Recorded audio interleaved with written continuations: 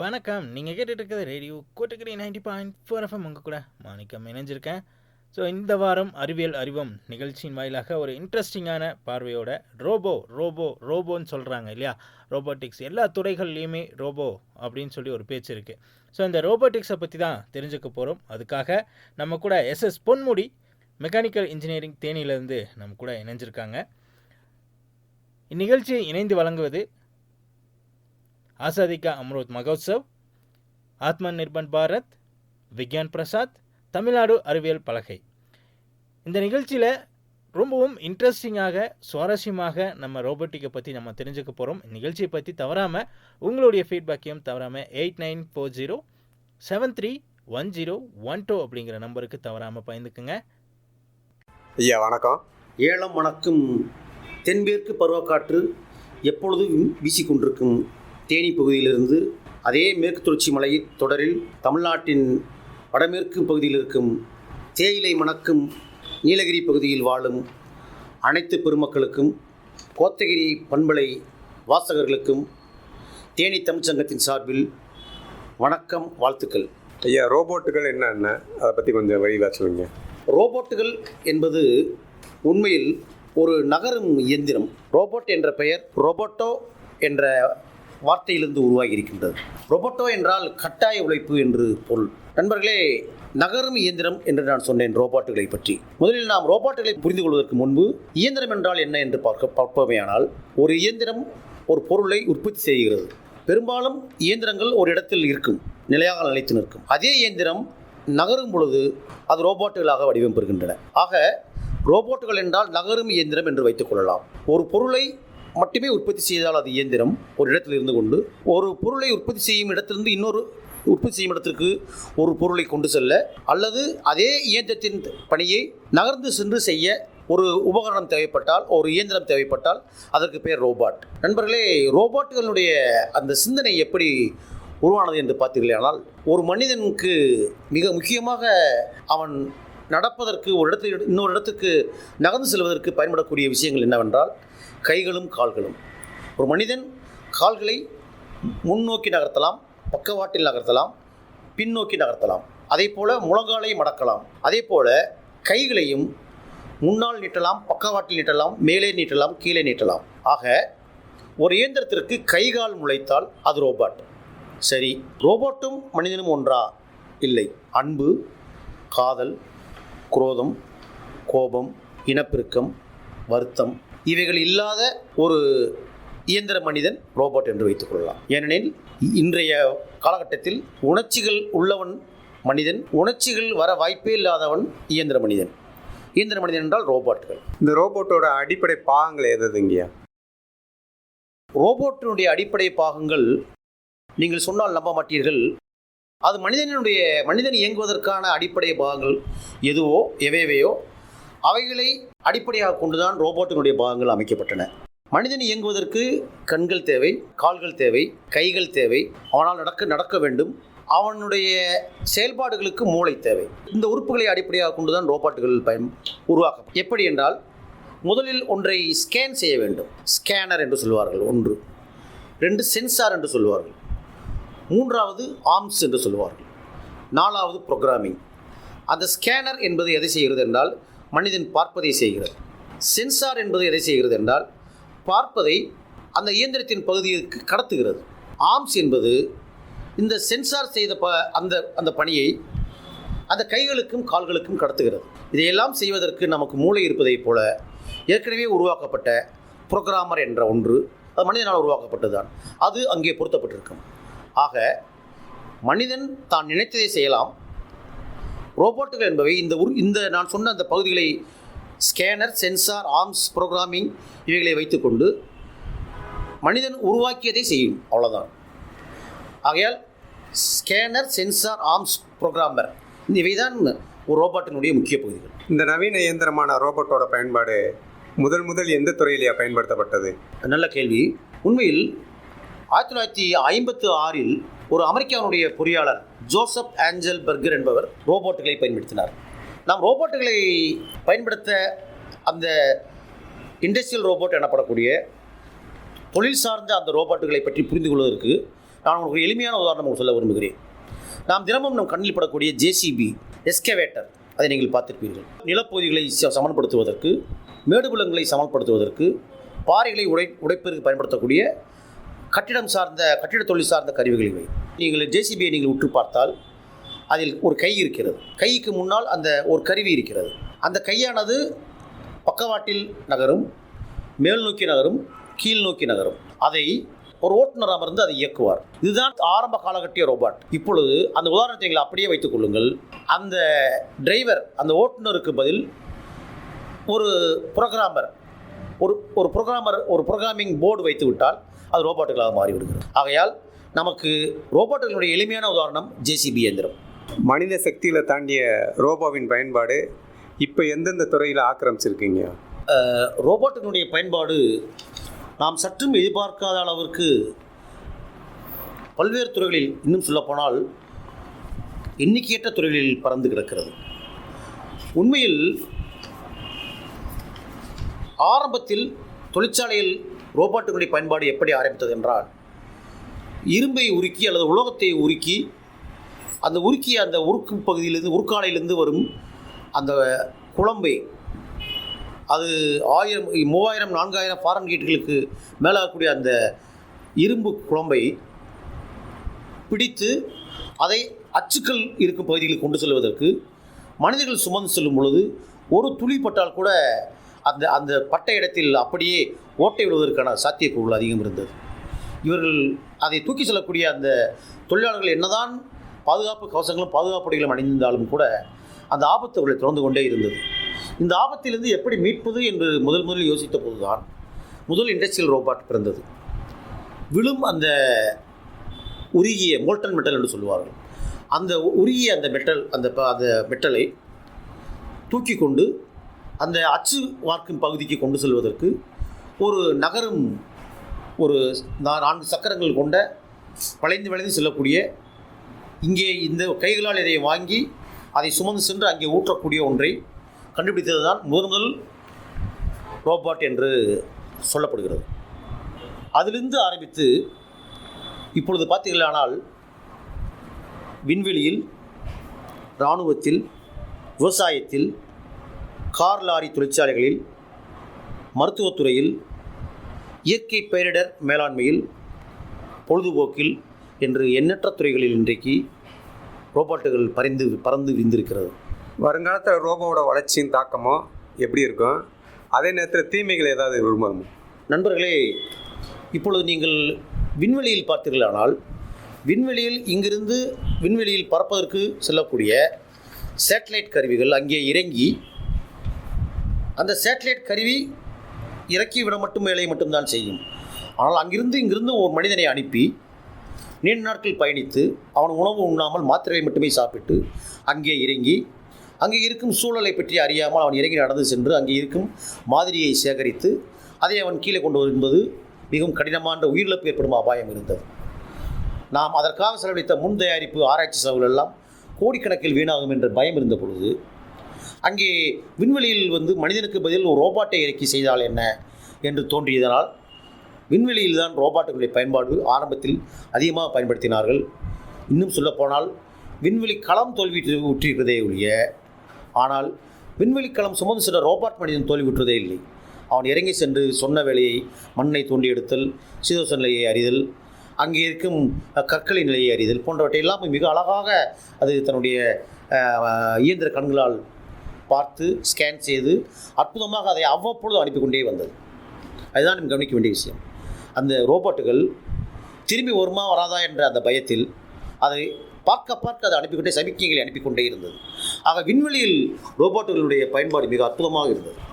அதே போல் நீங்கள் இராணுவத்தில் பார்த்தீர்களானால் ட்ரோன்கள் இப்பொழுது கேள்விப்பட்டிருப்பீர்கள். ட்ரோன்களை இராணுவத்தில் பயன்படுத்துகிறார்கள். அந்த ட்ரோன்கள் உண்மையில் நம்முடைய எதிராளிகளுக்கு இருக்கும் இடத்திற்கு சென்று, எதிர்நாடுகளுக்கு பகுதிக்கு சென்று அங்கே இருக்கும் அந்த இராணுவ கேந்திரங்கள், அந்த வெடிகுண்டு இருக்கும் இடங்கள், துப்பாக்கி இருக்கும் இடங்கள் எல்லாம் ஆய்ந்து வந்து சொல்லிக் கொண்டிருந்தது. நீங்கள் நன்கு நினைவிருக்கும், நம்முடைய இராணுவ தளபதி ஒருவர் அங்கே மாட்டிக்கொண்ட பொழுது அவர் இருக்கும் இடத்தை ஆய்ந்து அறிவித்தது ஒரு ட்ரோன் தான். மேலும் இராணுவத்தில் எண்ணிக்கையற்ற பயன்பாடுகள் இருக்கின்றது, அதை இங்கே நாம் விவாதிக்க முடியாது. அதே போல் கார் தொழிற்சாலையில் ஒரே மாதிரியான கார்களை உற்பத்தி செய்யும் பொழுது கார் தொழிற்சாலையினுடைய ஆரம்ப பகுதியிலிருந்து முடிவுற்று வெளியில் வரும் வரைக்கும் மனித பயன்பாடுகளை குறைப்பதற்காகவும் ஒவ்வொரு துறையிலும் செய்து முடித்த அந்த பகுதியை இன்னொரு துறைக்கு மாற்றி மாற்றி செல்வதற்கும் இப்பொழுதும் கூட வெற்றிகரமாக மற்றும் அற்புதமாக அந்த ரோபோட்டுகள் பயன்பாட்டுக்கு இருந்து கொண்டிருக்கின்றன. நண்பர்கள், சொன்னால் நம்ப மாட்டீர்கள், மருத்துவத்துறையில் இப்பொழுது மெல்ல மெல்ல ரோபோட்டுகளின் பயன்பாடு ஆரம்பித்திருக்கின்றது. இப்பொழுது இந்தியாவில் கண் மருத்துவத்தில் கண் அறுவை சிகிச்சைக்கு ரோபோட்டுகளை பயன்படுத்த ஆரம்பித்திருக்கின்றார்கள். இதில் நீங்கள் கவனித்தீர்களானால் எந்த இடங்களிலெல்லாம் மெல்லிய மிகவும் அக்யூரசியான இடங்களில் செய்ய வேண்டுமோ, ஆபத்தில்லாமல் அறுவை சிகிச்சை செய்ய வேண்டுமோ, அந்த இடங்களிலெல்லாம் இப்பொழுது ரோபோட்டுகள் பயன்பாட்டுக்கு வந்திருக்கின்றன. ஏனெனில் அவை அவ்வளவு லாபகமாகவும் அவ்வளவு அக்யூரேட்டாகவும் அந்த தொழிலை செய்யக்கூடியது. இப்பொழுது மருத்துவத்துறையில் ஒரே மாதிரி கண் அறுவை சிகிச்சை போன்ற ஒரே மாதிரியான அறுவை சிகிச்சைகளுக்கு ரோபோட்டுகளின் பயன்பாடு அதிகரித்து கொண்டே வருகிறது. ஆனால் முழுமையாக மருத்துவத்துறையில் ரோபோட்டுகளுடைய ஆக்கிரமிப்பு அதிகமாக இல்லாததற்கு காரணம், மருத்துவத்துறையில் சேரக்கூடிய நோயாளிகள் ஒவ்வொருவரும் ஒவ்வொரு மாதிரியாக இருப்பதால், ஒவ்வொரு வகையான நோய்க்குறிகளோடு இருப்பதால் அதை எல்லாவற்றுக்கும் மருத்துவத்துறையில் நுழைக்க முடியவில்லை. ஆனால் மருத்துவத்துறையில் ரோபோட்டின் பயன்பாடு அதிகரித்து கொண்டே இருக்கிறது.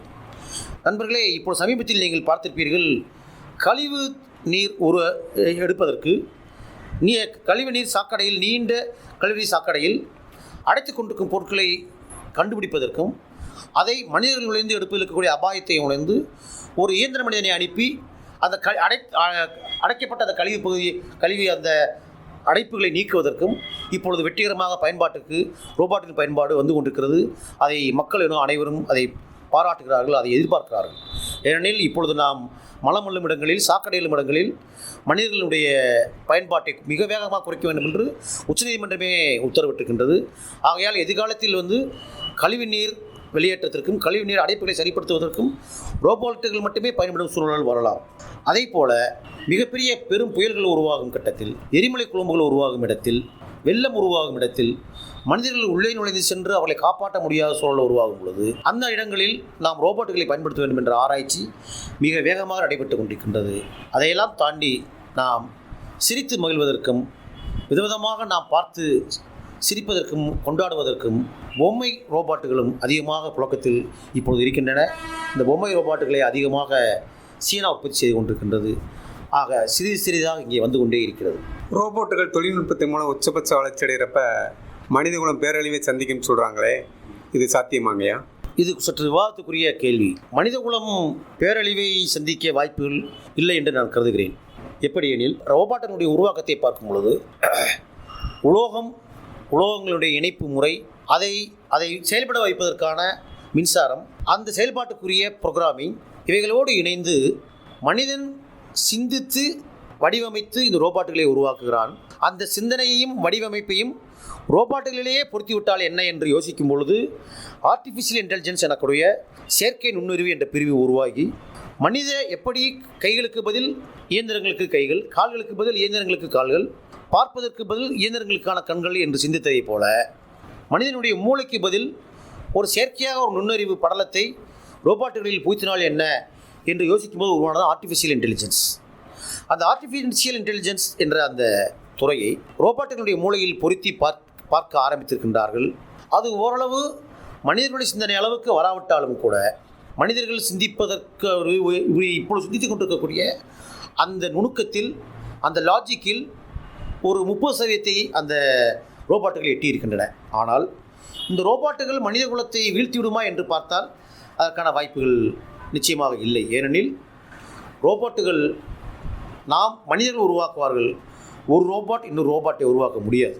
ஆகையால் நாம் அந்தளவுக்கு சிந்திக்க வேண்டியதில்லை. இது திரைப்படம் எடுப்பதற்கான ஒரு சுவாரஸ்யமான கருவியாக இருக்கலாமே ஒழிய, ஒரு கருவாக இருக்கலாமே ஒழிய, ரோபோட்டுகள் மனித குலத்தை நேரடியாக அழிக்க முடியாது. நண்பர்களே, நான் ஆழமாக கூறுகிறேன், ரோபோட்டுகள் மனித குலத்தை நேரடியாக அழிக்க முடியாது என்பது என்பதில். நவீன இயந்திரமான ரோபோட் குறித்த கல்வியை இப்போதே படிக்கலாமா? இந்த துறை பிற்காலத்து மாணவர்களுக்கு நல்ல பலனை தருமா? ரோபோட்டுகள் குறித்த தனித்த துறை 1-2 கல்லூரிகள் தான் இருக்கின்றது. ஆனால் மெக்காட்ரானிக்ஸ் என்ற ஒரு துறை இப்பொழுது புதிதாக உருவாகி இருக்கிறது. அது என்னவென்றால், இயந்திரவியலையும் மின்னியலையும் மின் அணுவியலையும் ஒன்றாக இணைத்து ஒரு துறையை உருவாகி இருக்கிறது. என்ன காரணம் என்றால், இப்பொழுது எல்லா இயந்திரங்களுமே நகர ஆரம்பித்து விட்டன. ஒரு இயந்திரம் நகர ஆரம்பிக்கும் பொழுது அது நகர்வதற்கான ஒரு ப்ரோக்ராம் தேவைப்படுகிறது. அதற்கு எலக்ட்ரானிக்ஸ் இன்ஜினியர் தேவைப்படுகிறார், அதற்கான மின்சாரம் தேவைப்படுகிறது, எலக்ட்ரிக்கல் இன்ஜினியர் தேவைப்படுகிறார், அந்த உருவாக்கத்திற்கு மெக்கானிக்கல் இன்ஜினியர் தேவைப்படுகிறார். ஆக 3 துறையும் இணைந்து மெக்காட்ரானிக்ஸ் உருவாகி இருக்கின்றது. இப்பொழுது செயற்கை நுண்ணறிவு குறித்த ஆர்டிஃபிஷியல் இன்டெலிஜென்ஸ் இருக்கிறது அல்லவா, அது இப்பொழுது தனியாக இருக்கிறது. அது ரோபாட்டிக்ஸோடு சேரும் பொழுது ரோபாட்டிக்ஸ் இன்ஜினியரிங் என்ற துறை இப்பொழுது உருவாகி கொண்டிருக்கிறது. அது நிச்சயமாக ஒரு 4-5 வருடங்களுக்குள் அதற்கு பலன் இருக்கிறதோ இல்லையோ, வருங்காலத்தில் இப்பொழுது எதை படித்தாலும் master of arts English literature படிப்பவனு கூட ஒரு கணினியை கையில் வைத்துக்கொண்டு டைப் படிப்பதைப் போல எந்த துறை படித்தாலும் ரொபாட்டிக்ஸ் பற்றிய ஒரு படிப்பும் இனி எதிர்காலத்தில் கண்டிப்பாக வரும். எப்படி வரலாறு, புவியியல், தமிழ், ஆங்கிலம் என்பதைப் போல mechanical, electrical, electronics, artificial intelligence 4ம் எல்லா மாணவர்களுக்கும் கட்டாயமாக ஆகும் வாய்ப்புகள் நிறைய இருக்கின்றது. ரோபோட்டுகள் முழுமையாக பயன்பாட்டுக்கு வந்த பிறகு குடும்ப உறவும் சமூக உறவும் எப்படிங்க இருக்கும்? ரோபாட்டுகள் முழுமையான பயன்பாட்டுக்கு வந்த பின்பு இப்பொழுது பார்த்தீர்களானால் சவுதி அரேபியாவில் முதலாக சோஃபியா என்ற ரோபாவுக்கு சவுதி அரேபியா குடியுரிமை வழங்கியிருக்கின்றது. இது உலகத்தில் இதுதான் முறையாக.